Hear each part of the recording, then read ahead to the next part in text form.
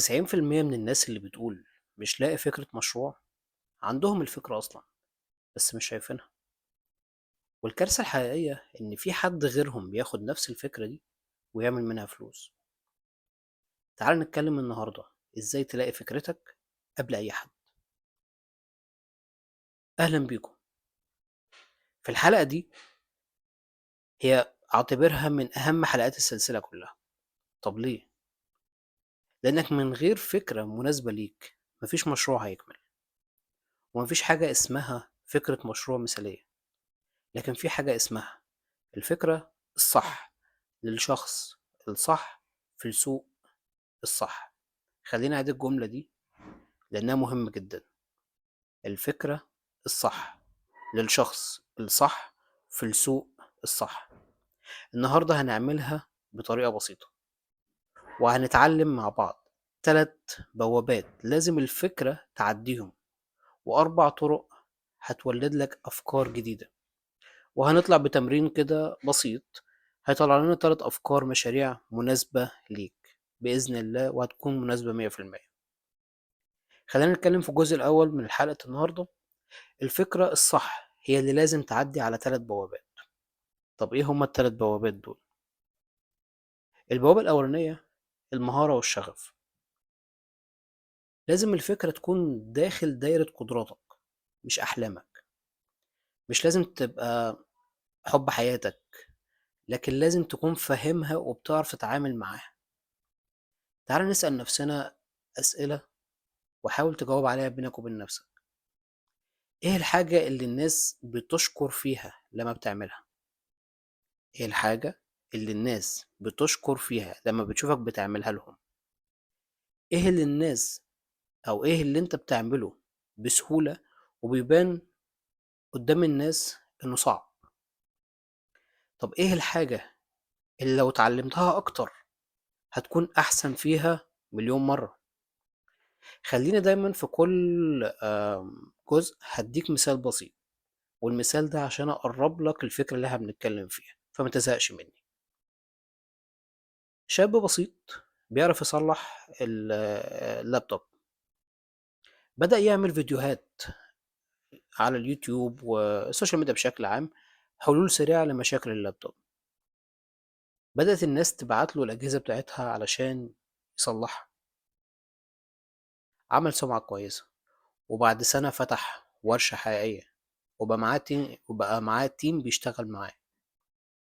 وده حصل لأن عنده مهارة موجودة بالفعل واستخدمها صح.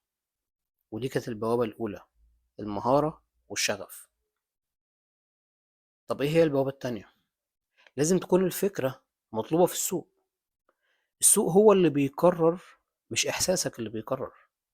لو الناس مش محتاجة اللي أنت بتقدمه يبقى مشروعك هيبقى جميل بس على الورق. أسئلة هنسألها لنفسنا: الناس حوالينا بتشتكي من إيه؟ هل مثلا في خدمة معينة مش موجودة بجودة كويسة؟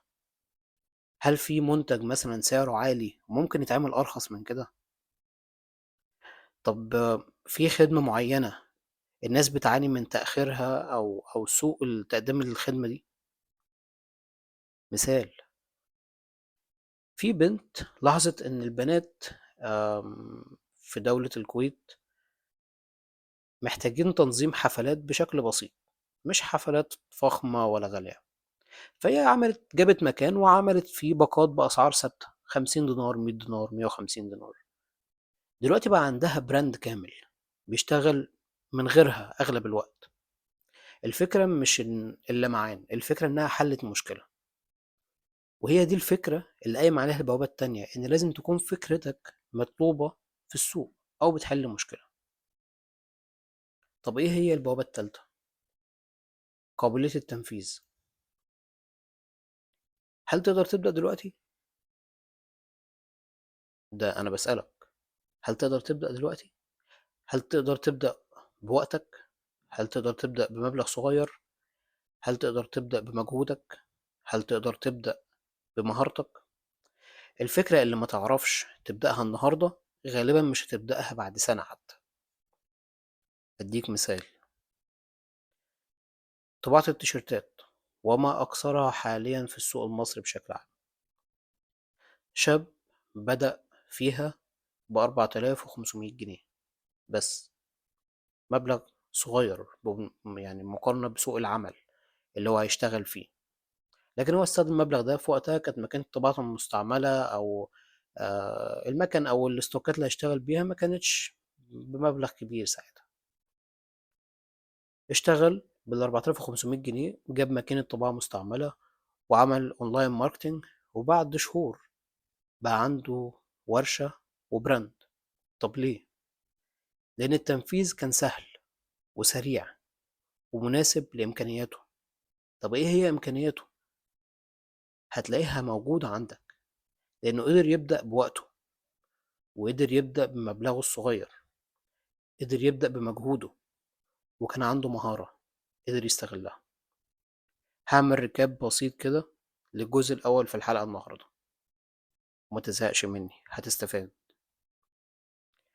أي فكرة أو الفكرة الصح لازم تعدي على 3 بوابات. البوابة الأولانية إن الفكرة لازم تكون لها علاقة بمهارتك وشغفك. الفكرة التانية لازم تكون مطلوبة في السوق، أو البوابة التانية لازم تكون فكرتك مطلوبة في السوق. البوابة التالتة لازم تكون فكرتك عندها قابلية للتنفيذ في سوق العمل. هننتقل على الجزء التاني، وهنا هنعرف 4 طرق هنولد بيها أفكار مشاريع. ركز معايا في الحتة دي. أول حاجة إن الفكرة تكون بتحل مشكلة. كل مشكلة حوالينا هي مشروع محتمل. الناس بتدفع فلوس علشان تقلل ألم أو تزود راحة. في الخليج في خدمة لتنظيف التكييفات، الطلب عليها ضخم، وجودة المنافسين ممكن أقول متوسطة، فهي مشكلة بس الطلب عليها ضخم، ده مشروع محتمل. إيه هي الحاجة التانية من الطرق اللي ممكن أولد بيها فكرة مشروع؟ تطوير حاجة موجودة. مش لازم تعمل حاجة جديدة، حسن الحاجة الموجودة. مش لازم تبدأ من الصفر، خد من غيرك أو خد من اللي قبلك وابني عليه وطور. مثلا في كافيهات كتير، لكن كافيه هيلسي جديدة الطلب عليه عالي والمنافسين أعتقد قليلين، ممكن تعمل ريسيرش عليها. تالت حاجة استغلال مهارة بسيطة. أي سكيل أو أي مهارة حتى لو بسيطة ممكن تتحول لبزنس. زي مثلا شخص بيصور بالموبايل، بدأ خدمة تصوير منتجات للمحلات، كبر وجاب كاميرا بعدسات أحسن وأكتر تطور. أنت بعد كده تقدر تفكر أو تتخيل إيه اللي حصله في الكارير بتاعه. الطريقة الرابعة دمج الترند مع خبرتك. شوف إيه اللي طالع جديد واربطه بإمكانياتك أنت. يعني مثلا الحاجة اللي موجودة دلوقتي في العالم كله والعالم كله بيتكلم عليها ال AI. لو اشتغلت على إنك تعمل تمبلت باستخدام ال AI على كانفا أو شوبيفاي هتبيع بأرقام كبيرة وفي شهور قليلة، مش هتحتاج تستنى سنين عشان تحقق سيلز. خلينا نعمل ريكاب لل4 طرق عشان تولد بيها أفكار مشاريع. لازم تكون الفكرة بتحل مشكلة، لازم تكون بتفكر إن أنت تطور حاجة موجودة. لو هي مش هتحل مشكلة أنت هتطور حاجة موجودة. ممكن بالفكرة دي بتستغل مهارتك حتى لو كانت بسيطة وتحولها لبزنس. ممكن تدمج الترند مع خبرتك زي ما اتكلمنا في موضوع ال AI وغيرها. الجزء الثالث من حلقة النهاردة خلينا نسميه assignment أو واجب أو homework. هنعمل تمرين عملي. هات ورقة وقلم أو افتح نوتس على تليفونك، وقسّم الصفحة اللي قدّامك 3 قوائم أو 3 أعمدة، واكتب title للعمود الأول المهارات بتاعتك أو الskills، واكتب فيها مثلًا من 5 ل8 مهارات. على سبيل المثال أنا باحب أكتب، باحب أطبخ، باحب أصوّر، باحب أصمم، باحب أحل مشاكل، باحب أدير الناس، باحب أعمل تسويق، وهكذا. القائمة التانية اكتب فيها مشاكل الناس اللي حواليّا، الناس بتشتكي من إيه؟ على سبيل المثال وأنت بتشوفه كتير على السوشيال ميديا، ناس بتشتكي من تأخير شحن، الأسعار الغالية، الخدمات السيئة، محتوى ضعيف، تنضيف مش أحسن حاجة، تنظيم حفل مش أحسن حاجة، توصيل رديء. القائمة التالتة إيه اللي أقدر أبدأه بإمكانياتي الحالية؟ اكتب المشاريع اللي ينفع تبدأها النهاردة.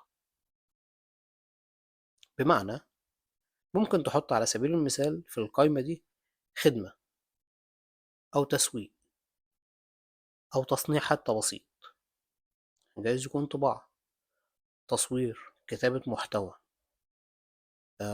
بتعمل templates على كانفا أو شوبيفاي. اكتب اللي تقدر تبدأه دلوقتي. الفكرة اللي هتلاقيها متكررة في ال3 قوائم دول هي بنسبة كبيرة نواة فكرة مشروعك. أهو كده أنت مش محتاج تلهم نفسك، أنت لقيت مشروعك بإيدك، بس ابدأ واعمل الassignment اللي أنا قُلت لك عليه ده، وحاول تستفيد من الخطوات اللي إحنا اتكلمنا فيها، إن الفكرة لازم تعدّي على 3 بوابات، وفي 4 طرق عشان تولِّد فكرة. عايز أقول لك حاجة مهمة، مش مهم الفكرة تبقى كبيرة أو صغيرة، المهم تكون مناسبة ليك ومناسبة للسوق. الناس اللي نجحت ما كانتش عباقرة ولا حاجة، لكن كانت عارفة تبدأ إزاي، وتتعلم وتكمّل إزاي. لازم تحط ده في بالك، اللي سبقك ما كانش عبقري، بس عرف يبدأ إزاي. الحلقة الجاية هاقول لك فيها إزاي نبدأ مشروع كامل ب$100 بس. هنتكلم كلام عملي، مش بس كلام، هنعمل خطوات تنفيذية زي ما بيقولوا، وهنجيب لك أمثلة حقيقية. لو الحلقة دي استفدت منها اشترك معانا وسيب الكومنت بتاعك بالفكرة اللي انت لقيتها بعد ما عملت الأساينمنت، وخلينا نساعد بعض، وجايز حد من اللي بيقرا الكومنتات أو تيم العمل بتاعنا نقدر نساعدك ونطور مشروعك.